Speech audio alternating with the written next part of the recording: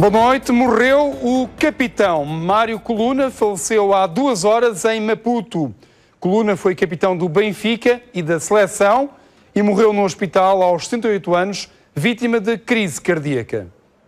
O Benfica ataca bem com a bola, vai cruzar, cortou para dentro da baliza. A bola vai na direção de água, tenta cabecear, não conseguiu, vem atrás da Coluna.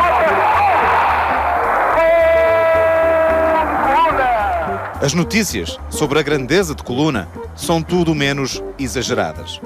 Mário Coluna não marcou como Eusébio, não fintou como Simões, mas era a tela em que se pintava a obra dos outros. Aquele a quem os génios nunca deixaram de tratar por senhor. E só quando cheguei cá, ainda perguntei-lhe ao Coluna, tratava naquela altura senhor Coluna. Estivemos recentemente juntos e eu não consigo ainda hoje tratar o Mário Coluna por tu. E o Mário Coluna não consegue tratar-me de outra maneira senão por miúdo. Eram outros tempos e o respeito recuperado a preto e branco torna-se um documento que se repete sempre com Coluna sentado ao topo da mesa.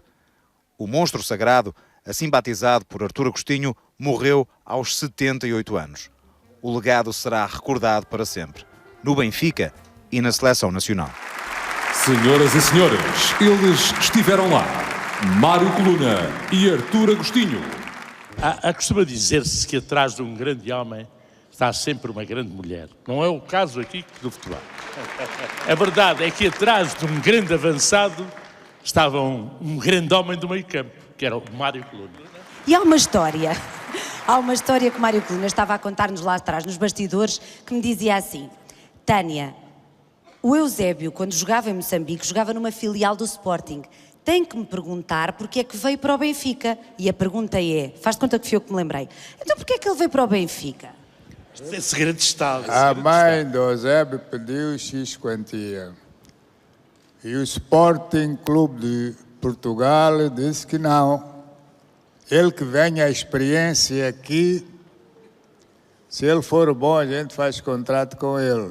Porque nós estamos fartos de enfiar barretes, mesmo assim. Foi a rir que Coluna e Eusébio contaram todas as histórias.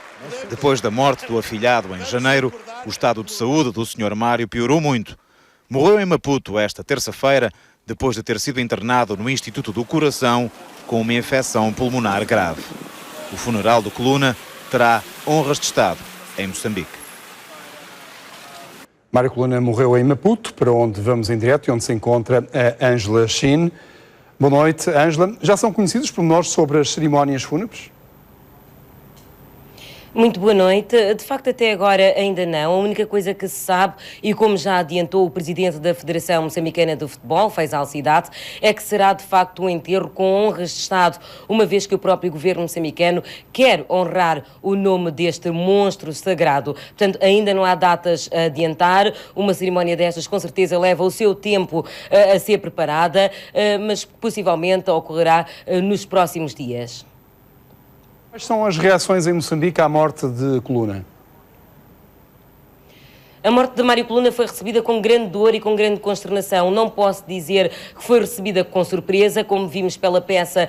Mário Coluna já há algum tempo que tinha a sua saúde debilitada. No entanto, era um homem bastante acarinhado, não só nos meandros do futebol, como por todos os moçambicanos. Este monstro sagrado da Ilha da Nhaca, aqui da província de Maputo, era tão querido que, inclusive, uma academia de formação em futebol levou o seu nome, isto para perpetuar o nome de Coluna nos mais pequenos.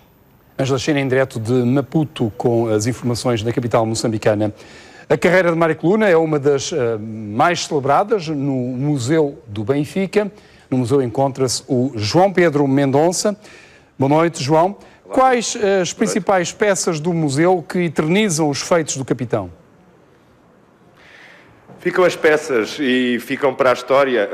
Claro que já limpas. Olha, por exemplo, temos aqui ao meu lado a Taça dos Campeões Europeus que o Benfica conquistou em 1961. Já não tem de dadas, mas foram mãos que lhe pegaram, que ficam agarradas um pouco também aqui na sua história, tal como na de 62. Curiosamente, estes dois troféus têm tanto de Mário Coluna que ele marcou nos dois jogos, em 61 ao Barcelona, em 62 ao Real Madrid. São os dois troféus principais que ocupam, de resto, um espaço cênico central neste Museu do Benfica, onde a luz incide sobre os feitos, onde a patina está ainda presente, ainda que Fábio Leite desapareçam as figuras, ficam os feitos. De resto, nesta condução que nos faz, e já agora se nos explicasse, pelo Museu do Benfica afora, há tanto de Mário Coluna em 16 anos, que ele era o capitão, o senhor, como dizia mesmo o António Simões.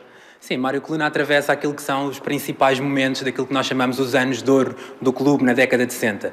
Chega ao clube em 1954 e a partir daí ganha logo um papel muito, muito importante. Otto Glória põe a Mário Coluna a jogar a avançado. É, primeiro avançado, mas foi no miolo é que ele depois se tornou mais preponderante, não é? A alcunha de senhor ganha no miolo e da forma como conseguia gerir o meio campo do Benfica tremendamente bem.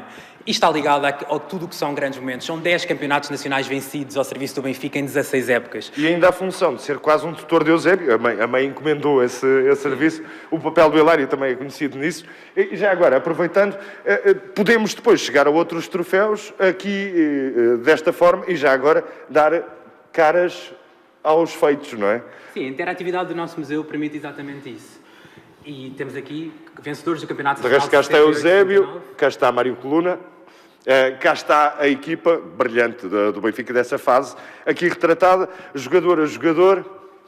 Cá vemos Mário Coluna, de resto, aqui está ele. Figura principal da equipa, o jogador com 24 partidas, portanto, jogou praticamente todos os jogos do Campeonato Nacional, portanto, figura central do Benfica nesta década de 60, fantástica para o clube. 677 jogos. Muitos golos. Há ainda, e não é detalhe, tudo aquilo que fez por Portugal, enquanto magriço que foi, enquanto mais do que benfiquista, enquanto um de nós que foi esse homem que nasceu em Moçambique, em Lourenço Marques, e aqui se fez grande para o futebol e em todo o resto. João Pedro Mendonça com o registro de Mário Coluna no Museu do Benfica. O recém-nascido abandonado no Hospital de Viseu poderá vir a ser dado para adoção. As investigações na saúde estenderam-se aos médicos militares. A Judiciária efetuou buscas no Hospital Militar de Lisboa e no Hospital de São Luís devido a suspeitas de desvio de doentes com prejuízo para os contribuintes. As autoridades chamam-lhe condutas ilícitas criminais. Em causa estará um esquema para desviar doentes de hospitais militares para unidades privadas de saúde. Logo pela manhã, a Polícia Judiciária Militar coloca-se em campo. São efetuadas buscas e apreensões de documentos em residências de médicos, em empresas e estabelecimentos hospitalares. Para além do Hospital Militar, as atenções centram-se no Hospital São Luís, em Lisboa. Seria para esta instituição privada que eram canalizados doentes para realizar vários atos médicos que poderiam ser feitos nos hospitais militares e a um preço mais reduzido para o Estado.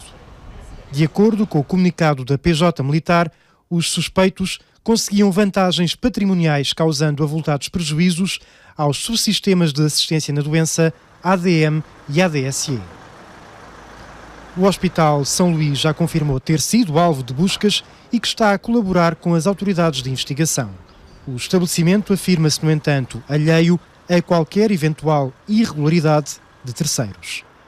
Um cerco que se aperta na área da saúde. Já este mês, o ministro Paulo Macedo admitiu que os casos em investigação ou sinalizados como suspeitas de fraude ou corrupção nos últimos 2 anos e meio envolverão valores superiores a 220 milhões de euros. Nos últimos 2 anos, o Estado foi lesado em mais de 230 milhões de euros em fraudes na área da saúde. Entre as infrações mais comuns estão as burlas e as prescrições falsas de medicamentos e de exames clínicos.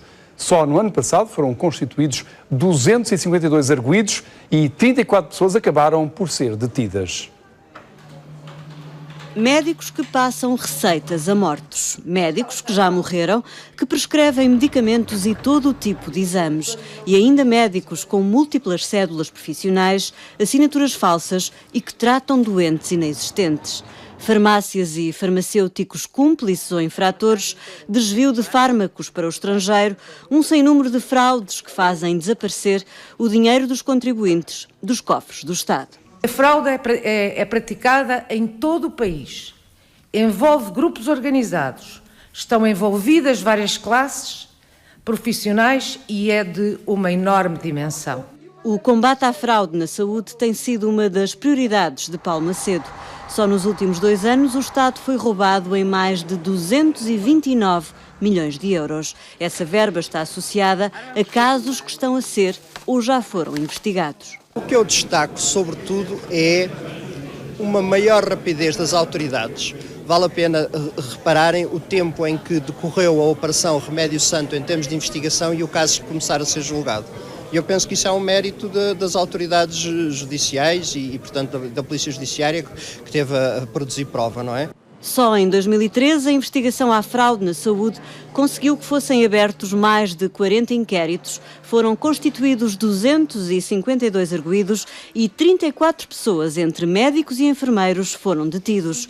Paulo Macedo aposta na prevenção com o cruzamento de dados informáticos. Quer para poder controlar esta parte do medicamento, mas também a parte dos dispositivos médicos e toda a parte de prestação assistencial, porque os contribuintes têm direito a que o seu dinheiro seja só aplicado, de facto, na saúde, na parte assistencial e não em desvios para fraude e corrupção. Nesta quarta-feira recomeça o julgamento de Remédio Santo. No Tribunal de Monsanto sentam-se 18 arguidos, médicos, farmacêuticos e delegados de informação médica, suspeitos de lesar o Serviço Nacional de Saúde em 4 milhões de euros. Bruxelas considerou muito provável que a economia portuguesa cresça mais de 1% este ano. Apesar de não terem sido alteradas as previsões da Comissão Europeia para Portugal, Bruxelas disse que os dados positivos da economia no final de 2013 vão obrigar a uma revisão em alta do cenário macroeconómico. À espera que termine o trabalho da 11ª avaliação da Troika, Bruxelas decidiu não mexer nas estimativas traçadas para Portugal. As previsões de inverno mantêm um crescimento da economia de 0,8% para este ano, mas deve ser revisto em alta, assume Olli Rehn, que pode acelerar para 1,3%. This is partly due to favorable trends in domestic demand, which in turn also reflect a clearly better than expected employment situation. So against this backdrop, I believe that Portugal is on the way of successfully concluding its current program in May. O passo seguinte ao programa de ajustamento, Olli Rehn diz que ainda é cedo para discutir. Whether it would be a so-called clean exit or a precautionary arrangement. Let's take still some time. Let's wait and see and especially analyze the economic development in the coming weeks and months, and then we wait for the decision of the Portuguese government in the first place. Quanto ao pós-Troika, Olli Rehn defende que o consenso entre PS e PSD poderia ajudar o país. Portugal registrou em 2013 um excedente na balança comercial. Desde 1943 que não se registavam mais exportações do que importações. O governo diz mesmo que foi o melhor ano de sempre para as vendas ao estrangeiro, que cresceram 5,7% num ano. Pela primeira vez em 70 anos, Portugal vendeu mais do que comprou ao estrangeiro. 2013 fechou o ano com um excedente comercial de quase 3 mil milhões de euros. Portugal exportou 68 mil milhões em bens e serviços. É uma proeza do nosso setor exportador, das suas empresas, dos seus empresários e dos seus colaboradores, conseguida ainda para mais em circunstâncias, durante uma parte do ano, recessivas.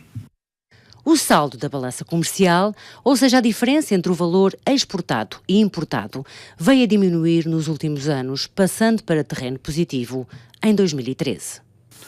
Em volume, o ano de 2013 foi o melhor ano de sempre das exportações de Portugal. Estes resultados, de acordo com o Governo, são a melhor resposta ao relatório do FMI, quando admitia que as exportações poderiam revelar-se frágeis como motor da economia. A previsão do FMI, no início de 2013, sobre as nossas exportações, era um crescimento de 2,9%. o crescimento foi de 5,7%. Houve 18 setores em 20 que cresceram e cresceram acima da média do mercado mundial. Que sentido faz, perante estes dados, isto são factos, continuar a não acreditar? Em relação à ideia, também difundida pelo FMI, de que o crescimento das exportações era suportado pelos combustíveis, o Governo responde com números.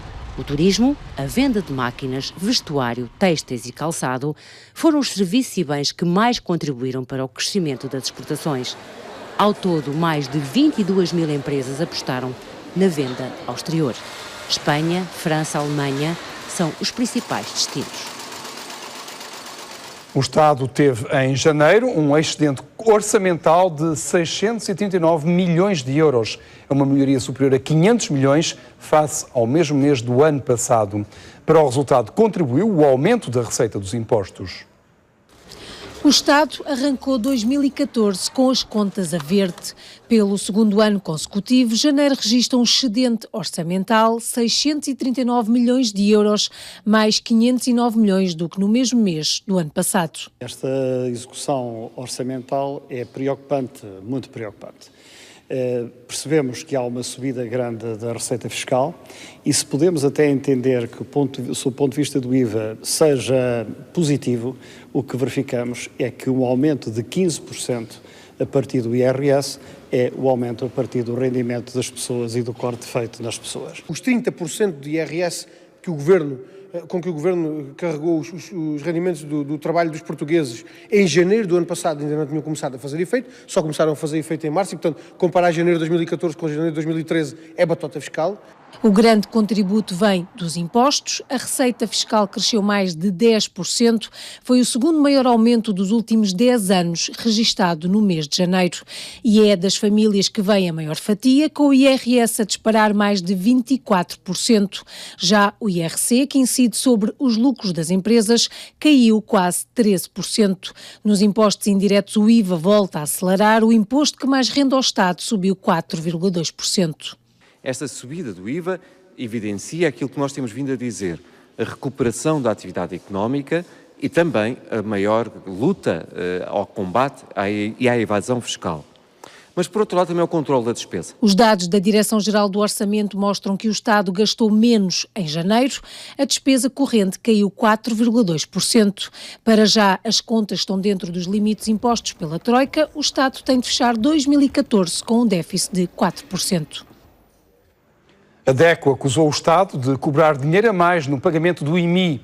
A Associação de Defesa do Consumidor aconselhou as finanças a atualizarem os dados de forma automática, em particular a idade do imóvel, em vez de esperar pela iniciativa do proprietário. A DECO criou uma página na internet com um simulador para cada um saber o valor adequado com os dados corrigidos. A casa e o pagamento de IMI andam juntos, mas nem sempre a par. Enquanto a casa vai somando anos, por vezes para o Imposto Municipal sobre Imóveis é sempre nova. Muitos portugueses estão a pagar mais IMI do que aquele que verdadeiramente deviam ao Estado. A DECO criou uma página na internet, www.pague-imi.pt. Há que preencher vários campos de acordo com a caderneta predial, o valor da casa, a localidade, a idade do imóvel. No final, as surpresas. A diferença é esta. Este ano ele está a pagar 350 euros de IMI. Se tivesse pedido a atualização, estaria a pagar 179 euros. Mas vamos a outro exemplo. Este contribuinte irá pagar 300 euros de IMI. Contudo, se fizesse a atualização que nós indicamos para fazer, passaria a pagar 153 euros. E a diferença vai acumulando num mostrador. Em menos de 24 horas, mais de 1.600.000 euros a mais para o IMI. Num comunicado, o Ministério das Finanças responde. Desde 2003, o valor patrimonial de todos os prédios urbanos habitacionais são atualizados pela autoridade tributária de 3 em 3 anos. Para a DECO estão em causa duas variáveis, a idade do imóvel e o preço por metro quadrado. A idade é algo linear, todos os anos agrava-se um ano, e no que diz respeito ao valor do metro quadrado, é o próprio Governo que fixa esse valor anualmente por portaria. Portanto, são dois aspectos que aparentemente são simples e que, no nosso entender, deveriam quanto antes ou passar a ser atualizados automaticamente. O Ministério das Finanças esclarece. Todos os proprietários têm ainda a faculdade de requerer a revisão do valor patrimonial do seu prédio urbano de forma completamente gratuita. O simulador da DEC vai estar ativo até final de abril, à altura em que a Associação de Defesa do Consumidor vai levar as contas até ao Governo para exigir que se pague apenas o que é devido. António José Seguro explicou o não do PS a um consenso com o Governo. O líder socialista alegou que o Executivo tem uma visão neoliberal contra o Estado e pensa na economia em vez de pensar nos portugueses. É uma diferença profunda entre o PS e o Governo, diz António José Seguro. Para o líder socialista, o Governo não trata de forma digna os portugueses. Nos últimos dias fomos brindados com a seguinte frase: a vida das pessoas está pior, mas o país está melhor. Isto diz tudo sobre a propaganda, mas também diz muito sobre a concepção de país que este Governo tem. É que para este Governo as pessoas são o principal problema. Para nós, não há país sem pessoas. Uma diferença cultural e ideológica que, para o líder do PS, afasta o consenso com o Governo de Passos Coelho. É uma opção ideológica do novo liberalismo que aponta para um Estado mínimo com um mercado máximo. Todas as opções ideológicas vão nesse sentido. É por isso que quando o Governo apela ao consenso, nunca poderá contar com o Partido Socialista, porque o Partido Socialista não partilha essa opção ideológica. Seguro diz que com este Governo os portugueses e Portugal estão piores. Para o PS há mais pobreza, mais desemprego, mas também mais dívida do Estado. Vêm mais cortes no início do segundo semestre de 2014. O que é que há daqui até lá? Não é um problema de aplicação informática, como diz o Governo. O que há daqui até lá são eleições. E o Governo tenta, mais uma vez, enganar os portugueses e, neste caso, os reformados e os pensionistas. António José Seguro fechou as jornadas parlamentares do PS com críticas também para a União Europeia, acusando Bruxelas de, tal como o Governo, ter uma visão neoliberal que pensa primeiro na economia e depois nas pessoas. O PSD já reagiu à recusa do PS em aceitar um consenso. Os sociais-democratas acham que se tratam de sinais negativos. Esta atitude de intransigência absoluta relativamente à construção do diálogo e de afastamento relativamente a qualquer possibilidade de entendimento ao consenso, entendemos que são sinais negativos que emergem das jornadas parlamentares do Partido Socialista. Jerónimo de Sousa diz que só os mais ricos estão melhor em Portugal. O líder comunista afirmou que o país não pode estar melhor quando há mais pobreza e mais desemprego. Existem uns quantos portugueses que estão melhor. Os detentores das grandes fortunas, os grandes grupos económicos e financeiros, esses estão melhores, portanto, desde o início da aplicação do Pacto de Agressão. O nosso povo não está bem, portanto, o nosso povo está pior e o país está pior. Porque quando falamos do país do desemprego, falamos do país da recessão económica, falamos do país das injustiças, das desigualdades, do país que conhece hoje mais de 2 milhões de pobres. É deste país que falamos. Os maiores hospitais estão a condicionar as primeiras consultas para doentes que não pertencem às suas áreas de referência. O Centro Hospitalar Lisboa Central decidiu que as primeiras consultas para doentes que vêm de fora passam a ter de ser autorizadas pela administração. Primeiras consultas para quem vem de fora, só com a autorização da administração. A decisão foi posta preto no branco a 5 de fevereiro, numa circular do Centro Hospitalar de Lisboa Central. Só podem ser marcadas consultas de primeira vez desde que o utente pertença ao centro de saúde da área de residência. Em causa está o acesso a primeiras consultas no Hospital de São José, Corri Cabral, Estefânia, Santa Marta, Capuches e Maternidade Alfredo da Costa. Em comunicado, o Centro Hospitalar Central de Lisboa esclarece: nenhum doente que já estava a ser tratado no Centro Hospitalar Lisboa Central deixa de continuar a ser tratado nesta instituição. Estamos, no essencial, a referir-nos a novos doentes e só novos doentes fora da área. O Ministro da Saúde já veio a público pôr água na fervura. Não há recusa de um hospital receber doentes da área de residência. No caso do Lisboa Central, relativamente à parte das consultas, o que se fez foi, de facto, saber se pessoas que vêm à consulta sem ser pela referenciação deveriam ter alguma razão para ser admitidas naquela consulta do centro hospitalar, precisamente por uma patologia diferenciada ou qualquer outra coisa que o hospital da sua área não possa fazer. A Ordem dos Médicos diz que as restrições à escolha dos doentes ferem a Constituição e as normas europeias. Existe uma diretiva transfronteiriça de serviços que permite aos doentes portugueses irem tratar-se na comunidade europeia onde entenderem, financiados pelo Estado. Infelizmente, nós precisamos de uma diretiva transfronteiriça nacional para quebrar estas fronteiras inconstitucionais que estão a ser artificialmente levantadas à livre circulação e ao direito de livre escolha dos doentes, que é escolherem o hospital onde são tratados. O Ministro da Saúde defende uma liberdade de escolha progressiva, mas diz que há perigos para o sistema caso os doentes não se dirijam aos hospitais de referência. Reparem, se não for esse hospital, o que é que acontece? O financiamento vai cada vez mais para os hospitais grandes e os de proximidade, o que é que acontece? Ficam sem financiamento. Os condicionamentos às primeiras consultas de doentes que vêm de fora são praticados no Hospital de Santa Maria desde o ano passado. O caminho havia já sido aberto pelo Hospital de São João do Porto em 2012. Há uma circular que diz que os diretores de serviço, no âmbito das suas competências, devem garantir o tempo de acesso dos doentes pelos quais o hospital é responsável. O que quer dizer que tem que digerir a lista de espera de maneira a conseguir não ultrapassar o tempo mínimo ou máximo de consulta que está programado. E nesse conceito tem toda a liberdade de ver os doentes que for necessário ver, sejam eles de que área forem. O Hospital de São João garante que em 2013, das cerca de 190 mil primeiras consultas, 50 mil foram dadas a doentes fora da área do hospital, um número idêntico ao do ano anterior. A Autoridade para as Condições de Trabalho considera que a linha Saúde 24 tem trabalhadores a receber falsos recibos verdes. O diferendo com a empresa gestora do serviço teve início em dezembro, depois dos enfermeiros terem recusado uma redução de mais de 20% no salário. A decisão não surpreendeu os profissionais da linha Saúde 24. Ficamos muito felizes, como é lógico, por finalmente a LCS se ver obrigada a ter que cumprir aquilo que é a lei laboral e ver-se obrigada a cumprir tantos anos laborais em falta para com os seus trabalhadores, que durante tantos anos a fio estiveram a trabalhar a falsos recibos verdes, conforme dissemos desde o início.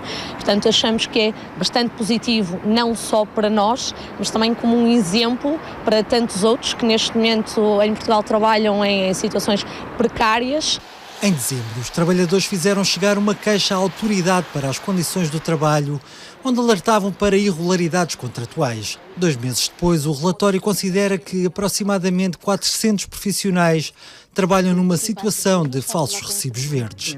Apesar da decisão, os trabalhadores acreditam que a empresa gestora do serviço não vai acatar as recomendações. Eu acredito que a empresa não irá regularizar a situação. Estamos a falar de 400 trabalhadores, portanto eu acredito que a empresa não irá fazer isso e muito provavelmente tentará levar esta questão a tribunal e às últimas instâncias. O conflito entre enfermeiros e a linha Cuidados de Saúde começou no final do ano, quando a empresa quis cortar 20% no salário dos enfermeiros. Para já, a empresa gestora da linha prefere não comentar, pelo menos até ser notificada. O recém-nascido abandonado no Hospital de Viseu poderá vir a ser dado para adoção. A PSP já localizou a mãe, mas ela não incorre em qualquer crime, uma vez que não pôs em risco a saúde do bebê. A bebê continua internada no Hospital de São Teotónio, em Viseu, mas em breve terá de sair. Será o Tribunal de Família e Menores a decidir o destino imediato. O Tribunal de Família e Menores tem que abrir o chamado processo de promoção dos direitos e de proteção. E nesse processo é aplicada uma medida provisória assegurando o destino da criança. Em princípio, um bebê ficará ou numa família de acolhimento ou num centro de acolhimento temporário. E, portanto, aí a criança está salvaguardada. A criança nasceu na sexta-feira e foi deixada no hospital. A mãe, uma mulher de 35 anos, agente imobiliária, já foi identificada pela polícia. Nós localizamos a senhora na cidade de Viseu, como já disse, não ofereceu qualquer resistência e veio à polícia, na qual a mesma prestou declarações sobre o caso. Com a bebê foi encontrada uma carta. Aí se menciona a falta de condições económicas como razão para o abandono. Mas a RTP sabe que a mãe já negou a sua autoria. Este abandono poderá não ser considerado crime. Um abandono é crime se puserem em risco a vida. Penso que se é um abandono no hospital, não pôs em risco a vida da criança. Portanto, eu penso que não haverá crime. Mas isso terá o Ministério Público que averiguar. A criança poderá ter como destino a adoção. O pai pode dar já o seu consentimento, mas a mãe só o poderá fazer 6 semanas depois do nascimento. Sem autorização de qualquer um dos progenitores, será o juiz a determinar o futuro do bebê. O Tribunal de Família e Menores pode considerar que, na sequência do abandono, aquela criança será encaminhada para a adoção. Aí há um processo, a mãe será ouvida, poder-se-á defender e apresentar as suas razões, portanto, mas poderá, com base no abandono, a criança ser encaminhada para a adoção. E a adoção será realizada a nível nacional através do Instituto de Segurança Social. O Hospital de Viseu nada terá a ver com o processo, ao contrário do que pensam os muitos casais que já o contataram para ficar com a guarda do bebê. A polícia deteve um chinês que transportava 2 milhões de euros em notas. A soma estava escondida nos assentos da viatura que circulava na A23, perto de Castelo Branco. Os 2 milhões de euros em notas estavam escondidos nos assentos da viatura, dissimulados, e a soma avultada espantou as autoridades quando interceptaram o veículo já muito perto de Castelo Branco. O condutor, de nacionalidade chinesa e único ocupante, já estava referenciado e acabou por ser detido. Nesta operação, a Polícia Judiciária de Lisboa contou com a ajuda do Destacamento de Trânsito da GNR de Castelo Branco. Fontes das autoridades policiais envolvidas na investigação confirmaram à RTP que o indivíduo de nacionalidade chinesa vinha da Holanda e dirigia-se para a capital portuguesa quando foi detido aqui no Nó da Lardosa pelo Destacamento de Trânsito da GNR de Castelo Branco, sendo que no momento comandava as operações no terreno a Diretoria da Polícia Judiciária de Lisboa. O suspeito, a viatura e o dinheiro apreendido foram logo encaminhados para Lisboa pela própria PJ. A detenção do indivíduo de nacionalidade chinesa e a apreensão dos 2 milhões de euros aconteceram aqui há mais de 10 dias, no dia 14 deste mês. Quer Polícia Judiciária de Lisboa, quer GNR de Castelo Branco não prestam esclarecimentos formais sobre esta investigação para não comprometer as operações que ainda estão em curso e que envolvem outros suspeitos. A investigação, que ainda decorre, liderada pela Diretoria da Polícia Judiciária de Lisboa e Val do Tejo, contará com a cooperação de autoridades policiais estrangeiras. Um homem foi baleado em Camarate, às portas de Lisboa. O atirador pôs-se em fuga e o bairro está cercado pela polícia de intervenção.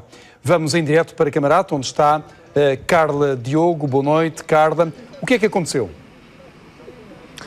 Boa noite, José Rodrigues dos Santos. Ora bem, as informações que nesta altura nós dispomos são as seguintes. Mais ou menos há cerca de 1h30, aqui na Quinta do Lingueirinho, em Camarate, 3 pessoas que vinham num carro para darem os pêsames aos familiares aqui neste bairro, estacionaram o carro em frente a uma casa. Ora, o dono da casa não gostou, portanto, que o estacionamento fosse feito em frente à sua casa, saiu de casa, começou a discutir com o dono do carro e com o acompanhante, que disseram que estariam aqui apenas por alguns minutos, mas não contente, o dono entrou em casa, foi buscar uma arma de fogo e disparou então sobre o acompanhante, que tem cerca de 30 anos, disparou 3 tiros, 2 tiros no joelho e 1 tiro no peito. Sabemos também que esse jovem de 30 anos entrou já cadáver no Hospital de Santa Maria. Eu tenho aqui comigo o Joy, que é um jovem que conhece tanto o atirador como a vítima e que já viveu neste bairro. Boa noite, Joy. Conhecia o atirador, já teve uma discussão muito semelhante a esta, também por ter estacionado o seu carro em frente à sua casa? Sim. Foi uma vez, veio aqui um amigo meu de carro, estacionou o carro perante a porta e ele foi bater uma porta que eu tinha que retirar o carro. E eu fui obrigado a retirar o carro porque pronto, não conhecia o bem. E pronto, tive que Ele tirar. não se mostrou agressivo consigo, ao ponto de ir buscar uma arma? Não, porque eu não dei margem também. Ele falou, assim que falou comigo, eu retirei logo o carro. Portanto, sabia também que ele tinha armas? Não, por acaso nunca lhe vi com arma, mas provavelmente se ele entrou cada agora e deu o indivíduo tiro, de cara ele tinha uma arma. Havia também uma criança no carro? Sim. É um miúdo de mais ou menos 9 ou 10 anos, por aí. Conhecia também a vítima? Sim, conheço bem. Já convivemos muito e é do meu país, conheço bem. Portanto, era uma pessoa tranquila? Era muito tranquila. Eu só queria divertir, uma pessoa tranquila, trabalhadora e tem família em casa, 2 filhos menores. Muito obrigada, Joy. Fica então aqui o testemunho deste jovem que conhecia então tanto a vítima como o atirador, que nesta altura então se encontra a monte, fugiu depois de tudo ter acontecido, fugiu então num automóvel e até agora continua a monte. Carla Diogo, em direto de Camarate.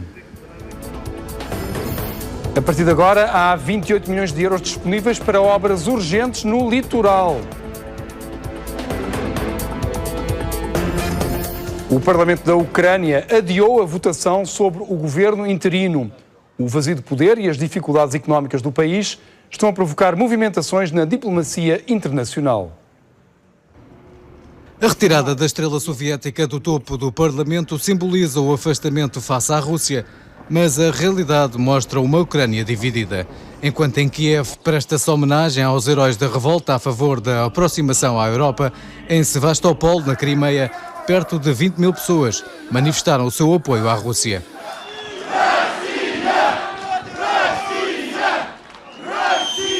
Os sinais de separatismo leste, em especial na Crimeia, obrigaram o presidente interino a adiar a votação do governo de transição para quinta-feira e a reunir de emergência com os responsáveis pela segurança. Війська іноземної держави, зокрема Російської Федерації. Не секрет є те, що велика кількість паспортів громадян Російської Федерації було роздано на території Криму. І з огляду на те, що законодавство Російської Федерації це дозволяє подвійне громадянство, а законодавство України забороняє. O vazio do poder está também a provocar movimentações na diplomacia mundial, com o Ocidente e a Rússia a disputarem influência sobre a nova Ucrânia. I launch from here an appeal to all our international partners, in particular Russia, to work constructively with us to guarantee a united Ukraine that can be a factor for stability in the European continent. An Ukraine that will have good relations both with its Western as with its Eastern partners. Опасно и контрпродуктивно пытаться навязывать Украине выбор по принципу либо вы с нами, либо вы против нас.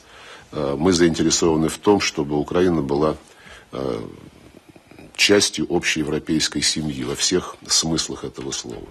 A indefinição política do momento é o principal entrave ao pedido de ajuda financeira. O país está à beira da bancarrota, mas os potenciais credores, FMI, União Europeia e Rússia, só devem ajudar depois das eleições de 25 de maio.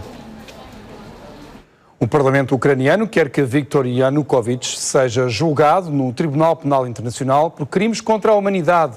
O presidente deposto na Ucrânia é considerado o principal responsável pela morte de mais de 100 pessoas nos recentes confrontos com a polícia.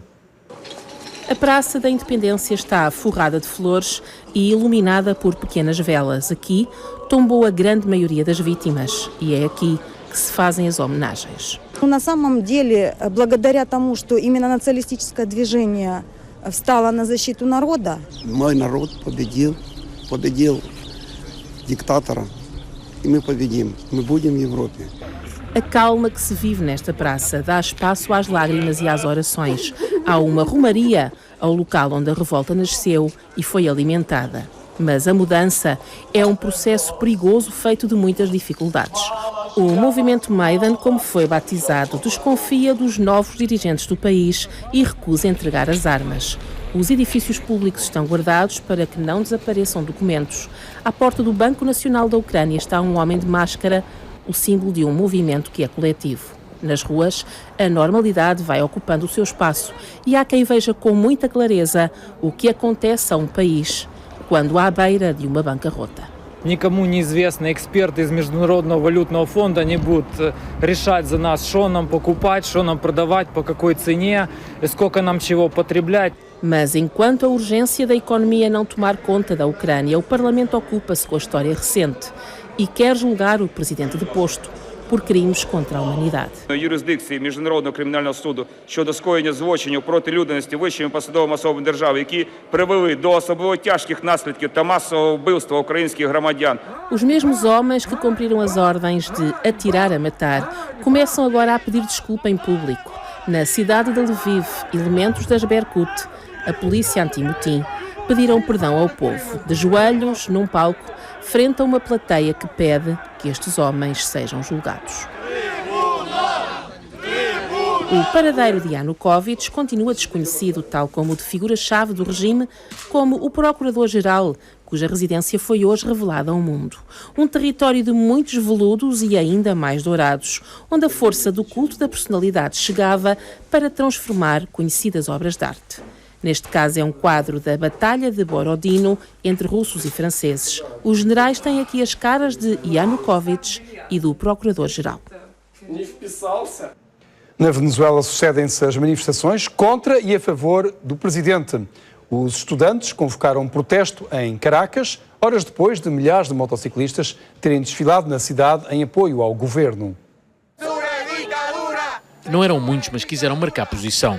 Os estudantes venezuelanos denunciam o que acham ser a interferência de Cuba nos assuntos internos da Venezuela e fizeram-no em carta entregue na embaixada, protegida por forte dispositivo policial. Desde o princípio de fevereiro que a autoridade do presidente Maduro está a ser desafiada pela oposição, que em Caracas e outras cidades da Venezuela enfrenta a polícia e protesta contra as faltas de produtos básicos, a inflação e a criminalidade. El pueblo está abocado en la calle ante un gobierno que no resuelve los problemas de la gente, es un gobierno que fracasó a través de sus políticas públicas y el pueblo se encuentra en la calle obstaculizando las vías en señal de protesta. Mas Maduro pode contar ainda com apoios significativos, como aquele que milhares de motares organizaram nas ruas de Caracas. Que el camarada Nicolás Maduro que cuente con los caballos de hierro y que realmente estamos dando muestras de civismo, de paz, de tolerancia. O presidente diz que os protestos estão a ser organizados por mercenários. Para tentar resolver a crise, desafiou a oposição para um encontro no Palácio Presidencial e lamentou que esta tivesse recusado o convite. Hubiera querido que viniera Capriles Rodón, que estuviera sentado ahí y escucharlo. Él quería hablar una hora en cadena. Es difícil. Tendría que ganar la presidencia algún día si quiere hablar una hora en cadena. Mas Henrique Capriles, antigo candidato presidencial e um dos líderes da oposição, achou que a proposta de Maduro é um presente envenenado. Eu não vou ir a uma plenária do Conselho Federal a lavarle a cara, a ser, como dicen, la orquesta del Titanic. Não, companheiro. Nicolás, a mim não me vas a utilizar. A oposição exige que sejam libertados os presos políticos, a começar por outro dos seus líderes, Leopoldo López, detido desde a semana passada numa prisão militar. Está encerrado en un calabozo, no lo dejan salir. El trato es el mínimo. A agitação preocupa também a comunidade e os empresários portugueses radicados na Venezuela, que receiam que os seus estabelecimentos sejam vandalizados e saqueados durante as manifestações. A partir de agora, há 28 milhões de euros disponíveis para obras urgentes no litoral. O Ministro do Ambiente visitou algumas das zonas mais afetadas pelo mau tempo e espera que tudo fique pronto antes do início da época balnear. O que o mar destruiu nas últimas semanas vai ser reposto nas próximas. A garantia é do Ministro do Ambiente. Para estas intervenções urgentes são precisos 28 milhões de euros. A verba que faltava já chegou. Foi possível encontrar um valor adicional de 17 milhões de euros no âmbito do Programa Operacional para a Valorização do Território, para um concurso que será lançado hoje para, precisamente, acudir às intervenções que são mais necessárias. A norte e só no concelho de Caminha são precisos 2 milhões de euros. A duna dos Caldeirões desapareceu, o rio Âncora mudou de foz. Outros 2 milhões de euros para o litoral de Gaia, onde se concentra o maior número de bandeiras azuis do país. Espinho é para o Ministro a intervenção mais urgente de toda a costa. Vão ser precisos 2,5 milhões de euros. Este concurso será comparticipada 100% pelo Programa Operacional para a Valorização do Território, isto é, por fundos comunitários, a tempo de protegermos, antes da época balnear, as pessoas que estão numa situação de risco e também aquela ETAR que trata águas residuais de 3 concelhos e que está naturalmente sobre um risco elevado. Na Costa da Caparica, o prejuízo ascende aos 300 mil euros. O ministro garante a reposição da areia a partir de abril, altura em que arrancam também as obras. E porque Portugal é um dos países da União Europeia que mais tem sofrido com as alterações do clima, o ministro Jorge Moreira da Silva convidou um dos maiores especialistas mundiais em alterações climáticas para coordenar, a partir de agora, a equipa que vai avaliar a estratégia de gestão da zona costeira. A prova realizada pelos professores não vai contar no próximo concurso de vinculação de docentes. O Ministério da Educação reuniu-se com os sindicatos para falar sobre as provas dos professores. Os docentes com menos de 5 anos de serviço e que não fizeram a prova de avaliação, ou que a tenham feito mas não a viram corrigida, poderão dar aulas no próximo ano letivo. Agora ao desporto, o Benfica reforçou a liderança na Liga de Futebol. A equipa de Jorge Jesus venceu o Vitória de Guimarães por 1-0. Antes do encontro foi assinalado o jogo 400 de Luizão pelo Benfica. Chegou à luz em 2003. Logo de início a equipa encarnada apareceu, cheia de apetite e criou uma ocasião de golo aos 46 segundos. Douglas desviou o remate a Rodrigo. Depois Jardel chocou com Enzo Pérez, foi o brasileiro que ficou pior. Parece que lhe enfiaram um capacete, mas eram apenas ligaduras. Entretanto, Markovic começava a pegar no jogo. Longas e rápidas arrancadas, mas nem sempre devidamente acompanhado. O passe de Rodrigo não chega a Suleimane. Novamente Markovic, ninguém o agarra, passa em velocidade por vários adversários, oferece o golo a Suleimane, o sérvio acaba por desperdiçar. O Vitória, sempre que possível, mostrava irreverência, teve por mais uma oportunidade flagrante. Oblak não tremeu. O que falhou na realidade foi materializar com mais critérios de lance de ataque que tivemos, mas fica um registro muito positivo, uma equipa que veio aqui, que teve personalidade, que impôs também a sua forma de jogar. Minuto 40, o gol deslumbrante de Markovic ultrapassa Douglas e deixa a bola nas redes do Vitória de Guimarães. Magnífica execução do sérvio de 19 anos, que parte de posição legal no momento do passe de Rodrigo, que aliás é um passe de luxo. Quinto golo de Markovic na Liga Portuguesa. Foi o golo que decidiu o jogo. Nada está a ganho, há muito campeonato ainda para se perder pontos e para conquistar pontos. Portanto, o Benfica tem muito ainda para sofrer. E hoje foi uma prova disso. Segunda parte abre com uma não menos espantosa defesa de Douglas, pontapé de Silvio, que está de facto a atravessar um período muito positivo. O Vitória não demorou a responder, o cabeceamento foi fraco de Mazu. Jardel, para além das ligaduras, já andava de toca, mas lá resistiu até a final, com destaque ainda para Lima, lançado por Rodrigo. A ocasião para fazer o segundo perdeu-se.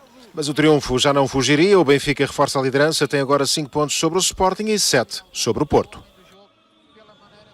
O Conselho dos Presidentes dos clubes foi suspenso antes de começar. Os clubes interromperam os trabalhos e vão voltar a reunir, mas sem a presença da Liga. Era um Conselho de Presidentes para definir questões importantes do futebol português. Quase todos os clubes estiveram representados e desde cedo se percebeu que Mário Figueiredo não ia conseguir agradar a quem há muito pede a sua saída. O orçamento da época 2013-2014 não nos foi entregue. Portanto, estes senhores que deviam fazer reuniões de Conselho de Presidentes trimestrais fazem uma em que nem o preparam, nem enviam documentos. Isto é tratar os presidentes como se fossem meros empregados. A reunião nem chegou a começar. Durante quase 3 horas, os clubes tentaram que Mário Figueiredo se ausentasse. A recusa do presidente da Liga antecipou o final dos trabalhos. Agora os clubes vão discutir a melhor forma de acabar com o sistema presidencialista. Foi no mandato do Dr. Fernando Gomes que fez uns estatutos excluindo os clubes, inventando um conselho de presidentes que mais não é do que um órgão consultivo. O importante é partir para o futuro e que os clubes tomem realmente a direção da Liga. Não faz sentido que a Liga, que é o órgão dos clubes, que tenha hostilidade dos clubes e seja hostil aos clubes. Os presidentes estão de acordo sobre as principais matérias, do IVA sobre os bilhetes às apostas online. Esboços de ideias que surgiram inicialmente em reuniões promovidas pelo Sporting. Todos os clubes estão do lado de querermos melhorar e de fazermos o melhor, mas somos todos. E é por isso que vamos, numa oportunidade breve, reunir todos e definir muitas coisas que são absolutamente vitais. O próximo Conselho dos Presidentes deverá ser no início de março, em local a definir. Uma paragem cardíaca às 6 da tarde provocou a morte de Mário Coluna. O adeus ao grande capitão na segunda parte do telejornal. Até já.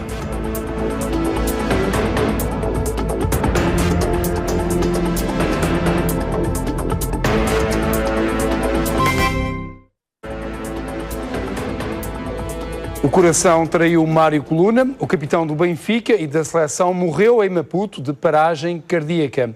Voltamos em direto para o Museu do Benfica, onde permanece o João Pedro Mendonça e que está agora a juntar-se a nós. Boa noite, João. Olá, Zé. Estamos no Museu do Benfica, onde vão ficar os troféus. Peço desculpa, acho que agora me estão a ouvir. Onde vão ficar os troféus desta geração de ouro, da qual fez parte Mário Coluna, sim, e tantos outros. Alguns que ainda sobrevivem para contar as histórias desse tempo, como o Artur Santos, já a seguir. Esta notícia do Mário Coluna, como se pode calcular também, deixa-nos um bocado abalados, porque perdemos mais um amigo.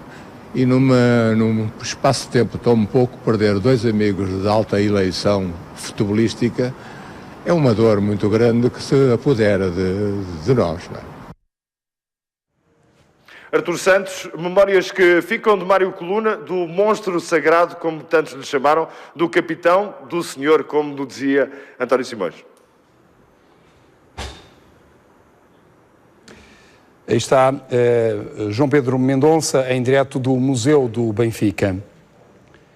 Mário Coluna era filho de um português e de uma moçambicana. Foi 2 vezes campeão da Europa e um dos melhores jogadores de sempre do Benfica e da seleção. Chamavam-lhe o capitão. Nasceu na cidade de Lourenço Marques a 6 de agosto de 1935. Mário Esteves Coluna até começou por praticar boxe, basquetebol e atletismo. O futebol só apareceu aos 15 anos. Em 1954, quando jogava já na filial do Benfica, o Desportivo de Lourenço Marques, despertou o interesse do Futebol Clube do Porto e Sporting. Mas foi o clube encarnado quem acabou por o contratar. Com apenas 19 anos, chegou a Lisboa e rapidamente se impôs no meio-campo do Benfica. Durante 16 épocas de águia ao peito, Mário Coluna conquistou 10 títulos nacionais e outras tantas taças de Portugal. Marcou presença em 5 finais da Taça dos Clubes Campeões Europeus, tendo conquistado as 2 primeiras. E tanto em 1961, contra o Barcelona, como no ano seguinte com o Real Madrid, Coluna fez o gosto ao pé. E foi por uma entrada muito dura de Giovanni Trapattoni, que lesionou com gravidade precisamente num pé, que nunca perdoou o italiano que, mais de 20 anos depois, daria ao Benfica o último título de campeão nacional. Aconteceu na primeira final europeia perdida, em 63, para o Milan. Sem necessitar de grande protagonismo, o número 8 encarnado era um verdadeiro líder em campo. O Mário não se necessitava de falar muito para se impor com a sua presença e com a sua personalidade. E faz-me lembrar aquele pai que, ao educar o filho, nem sequer fala, apenas olha. E o filho percebe essa mensagem. Obviamente nós sabemos quem foi o melhor jogador, mas o mais representativo, eu presto esta singela homenagem ao Mário, foi de facto simplesmente extraordinário, da forma como serviu o Sport Lisboa e Benfica. Era um manda-chuva dentro do campo, tanto como o treinador, quando dava instruções, vocês vão jogar assim, assim, assim, assim, assado. Lá dentro do campo quem manda é o Mário Coluna. E eu é que ralhava com os meus colegas lá dentro do campo. Era respeitado pelos adversários, era respeitado pela arbitragem. Foi sempre aquela figura que foi respeitada como um monstro sagrado do futebol. Ele era mesmo um monstro sagrado. Era um monstro sagrado. E foi assim que ficou conhecido na história do futebol português. Um período de ouro que se estendeu também à seleção nacional, que representou por 57 ocasiões e onde marcou 8 golos. O terceiro lugar no Mundial de 66 também se deve muito a Mário Coluna, o capitão português que logo após a primeira vitória mostrou-se surpreendido pelos 3-1 à Hungria. Nós estamos prontos para uma troca de impressões com Coluna, o capitão da equipa nacional. Comece por me dizer, Coluna, por favor, qual o estado de espírito dos rapazes da sua equipa? O estado de espírito é ótimo, cheio de confiança, dado o resultado. Isso foi ao lado dos colegas de equipa Simões, Eusébio e José Torres, que brilhou no Mundial de Inglaterra. Foi também, ironia do destino, um deles quem o iria dispensar do Benfica. Foi a decisão mais difícil que eu tive até hoje. Tive muitas noites sem dormir, porque sabe, a equipa do Benfica era uma equipa, era uma família. Na altura, não aceitou ser treinador adjunto no Benfica e optou por emigrar para jogar uma época nos franceses do Lyon. Em 1971, ainda foi jogador-treinador do Estrela de Porto Alegre, mas 3 anos depois decidiu regressar ao país natal, onde chegou a ser presidente da Federação e selecionador nacional. O reconhecimento de uma carreira de sucesso surgiu quando a Federação Internacional de História e Estatística do Futebol o elegeu um dos 100 melhores jogadores do mundo no século XX. A memória do capitão no fecho do telejornal. Boa noite. Até amanhã.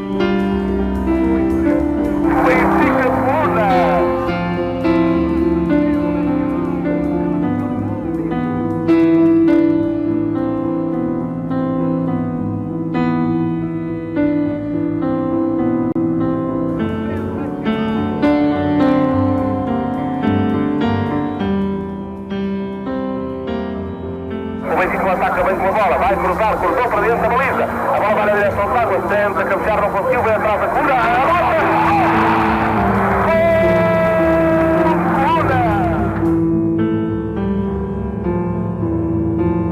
A minha mensagem é sempre desejar boa sorte, que ganhe